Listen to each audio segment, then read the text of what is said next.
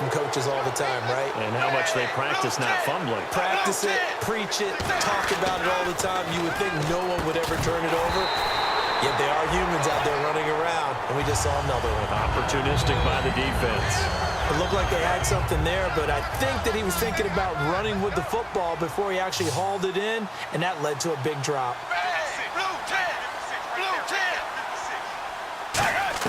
Passing again. Dalton on 2nd and 10. Complete to the right side. It's Eifert. Give him 3 on the play, and that'll bring up a 3rd down. And there's another completion to the tight end. And let's face it is hard to overthrow a 6'6" target. It is indeed. Quarterbacks like their speed guys. They like that huge 6'6" target that they've got. It nowhere to escape, and he goes down. It's JPP, 7th-year man Jason Pierre-Paul. Able to get him down for a loss of 11 on the play, and it'll be 4th down. He gets this one away, and boy, it's another boomer. Now it's Peterson. Nice job bringing that one back. 14 on the return. And it'll be Giant football, 1st and 10.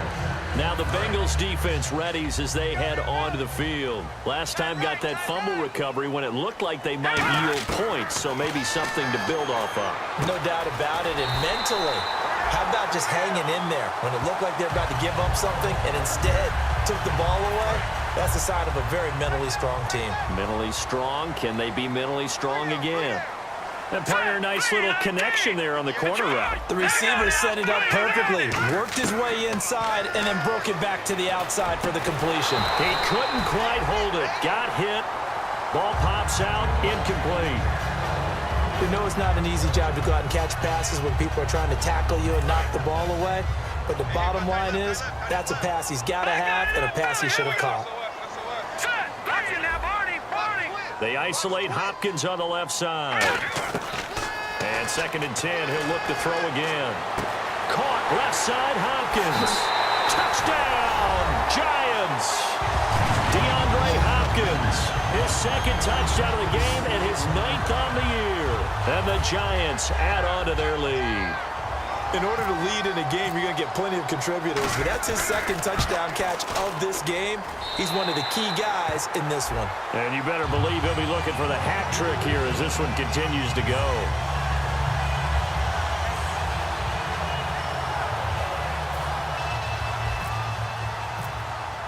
Brown now to kick it away after the touchdown.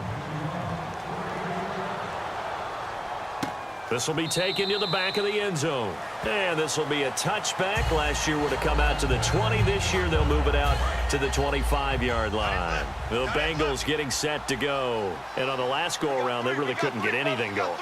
They had to punt from deep inside their own territory, which means they're going to lose the field position battle as a general rule. What they're looking for now is a little more consistency, move the ball at least a few times on offense, get a couple of first downs, and hopefully flip the field. Yeah, just something to build off of. That's what they're looking for here.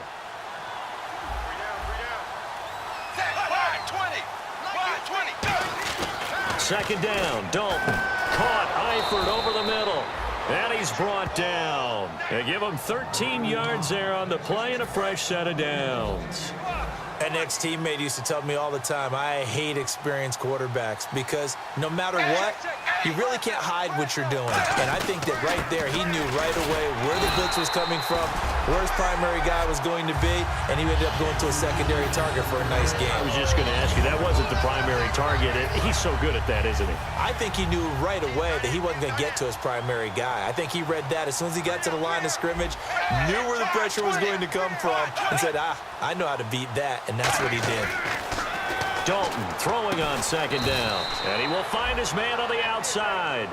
Call it a pickup of 7, and that'll bring up a 3rd and 1. Well, they get the completed pass, but still have more to go here on 3rd down. And when you're playing a quarterback with some experience and some moxie, you enter the danger zone when you decide to blitz him, because if he's able to diagnose as he did on that play, he can hurt you downfield. He reads defenses so well, doesn't he? He really does, and the best part about that play for him, I don't think that was his primary target. I don't think so either. I think he had the read, figured out where the blitz was coming from, and went to a secondary target for a really nice game. Now Now a first down carry. It's Hill.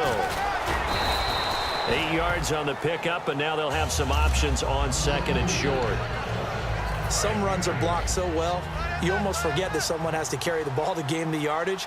The leverage by the offensive line to create space up front, really well done. Again, it's Hill. And this has been a recurring theme tonight for sure. Nowhere to run. Back to the line of scrimmage, that's all. On the tackle, Tyrann Mathieu. Trying to keep the drive going here. This is play number 7 on 3rd and 2. They'll try and run for it. Here's Hill. Penalty marker is down here. And he's able to get it to the 33. Good enough for a first down. Holding offense. Still 3rd down. Here comes the 7th play now of this drive as this is 3rd and 10. So here we go now. An extra defensive back in there on 3rd and 10. 3rd down, a shot here for Dalton. He's going to float this one deep right side. Oh, it's a touchdown if he holds on. Instead, it's 4th down. One thing I know from experience is that when the deep ball is thrown and you're the defender, you've got to fight that little bit of panic that emerges. You've got to play the ball really well. It's a 50-50 jump ball play. And guess what? They took a shot. How are you going to win it? And in this case, they managed to get it done. And problems spreading to the punt team now. This one goes all the way into the end zone on the fly, so that'll come back to the 20. And New York set to take the field. And they were able to punch it in the end zone last time. They'll be looking to do that again here for the defense. Obviously, they'll be looking to stop them from punching it back in the end zone. It always is punch-counter-punch, isn't it? And which team has the advantage? Well, let's just go back. Last time on offense, they rolled downfield, got into a good rhythm. You can see a little more bounce in and out of the huddle. You can see the sideline really get into the game. So defensively, you're thinking to yourself, how do we take that away from them? How do we get the advantage back? Let's see what they come up with. I think pressure is always the first way to go. You love pressure. I love it. We'll see. Back now here at MetLife Stadium. It's the Giants with the football and also the lead as we get set to start quarter number 4.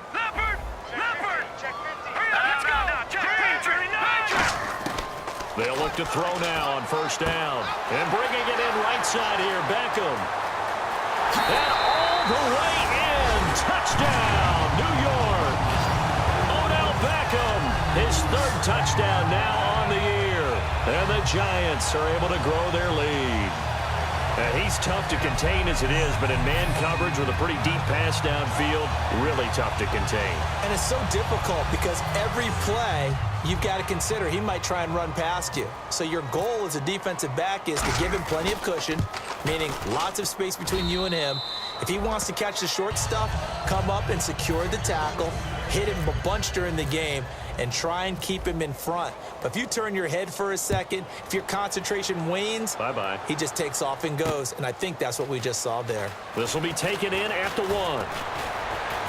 And he's up across the 25 and down at the 28-yard line. Cincinnati now ready to take the field. And down on the scoreboard, certainly needing to avoid what happened on the last drive, punting the football. Sense of urgency has to take over for them here. They know the score. They know the situation. And by the way, the punter no longer exists for their offense. That's how they have to treat this drive. They need points. Big time. So 2nd and 9, the defense looking to put them in a bad spot here. All right, I'm going to show my age here a little bit. We used to talk about running backs catching the ball as safety valves. Nowadays, they're a big part of the passing offense. Quit acting like you're so old. You're only 65. It's a gain of 5, and that's going to bring up a 3rd down. If you're running out route, it's likely you end up near the sideline.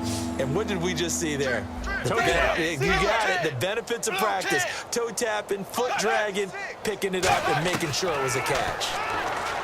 Dalton now to pass. Throwing for his running back, and he's got him complete. Call it a 3-yard gain, and it'll be 4th down. A short gain that doesn't get them the first down brings up a 4th down situation. Really nice job defensively. They knew where the sticks were. They got the stop before. Here we go with Hill. Jeremy Hill stopped up short on 4th down. And the Giants are going to take over in great field position. Here's the Giant offense now making their way back out onto the field. And they will simply, Charles, be looking to duplicate what they did last drive when they were able to push it in for 6. And they hope it'll be that easy, right? To be able to take exactly what happened before, replicate it. They may have to make a few additional changes along the way because I'm sure the defense will make some adjustments, but they've got to have great confidence having scored the last time out. They run. Charles. Only a gain of a couple there. That leaves them needing about 7 here on 3rd down. Well, I think we know by now that every run is not going to be broken and get all the way to the end zone. But these short ones still have their value. You can still set up your play action and throw the football. You control the clock because you have the ball and they don't. And often the physicality sets the tempo for the game. They'll look to throw here. He's going to leave this for his running back. It's complete. And he displayed a nice little hurdle there, but not a whole lot of room on the back end as he's taken down. Whether you're playing West Coast offense or not, one of the maxims of the West Coast offense is you're either throwing a touchdown or a check down. In other words, look for the big shot, but be smart. I think they did exactly that on that play. They didn't get the first down, but they're taking care of the ball well. Yeah, and being rightly cautious with that lead here in the second half. 1st down and 10 now for the offensive group.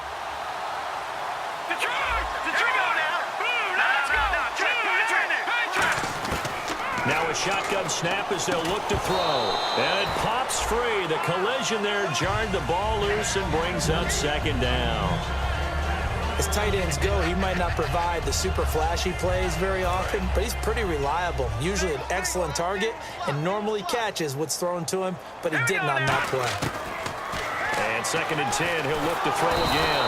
And they're going to get him. He's sacked back around the 28. Andrew Billings, the big rookie out of Baylor, able to get in there and drop him for a 2-yard loss.